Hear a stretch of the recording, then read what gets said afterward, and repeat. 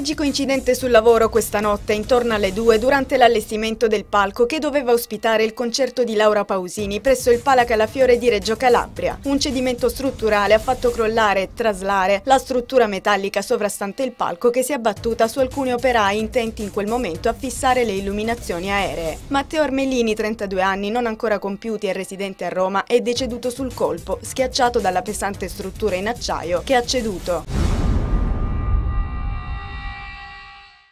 Aveva legato e imbavagliato una 93enne disabile per tentare di rubarle i soldi della pensione. Un giovane pregiudicato, Francesco Prostamo, di 26 anni, è stato arrestato dai carabinieri a Mileto, nel Vibonese, con l'accusa di tentata rapina e lesioni personali. Prostamo lo scorso 27 gennaio aveva fatto irruzione nell'abitazione della donna, che aveva legato e imbavagliato con del nastro adesivo alla sua sedia a rotelle per cercare invano il denaro. Il malvivente è fuggito dopo aver messo a soqquadro tutto l'appartamento e non essere riuscito a trovare nulla. La donna aveva riportato alcune lesioni al volto.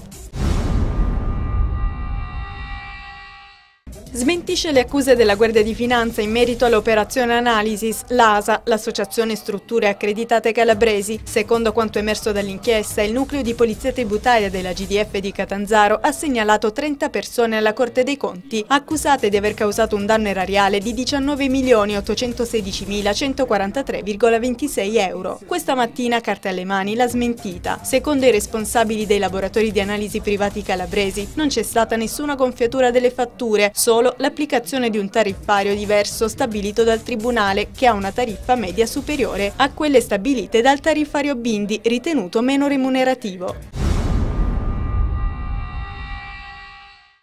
Il direttore generale dell'azienda ospedaliera pugliese Ciaccio di Catanzaro, El Garizzo, ha incontrato i giornalisti per illustrare un'analisi delle attività assistenziali svolte nel corso del 2011 dal Dipartimento Oncoematologico diretto da Stefano Molica. Il dipartimento in questione trova il suo giusto collocamento nel rinnovato e moderno presidio del De Lellis, rappresentando un'autentica concezione pioniera nelle politiche sanitarie calabresi. I flussi assistenziali hanno fatto registrare nello scorso anno un incremento del 5% di pazienti, sia degenti ordinari che in day hospital.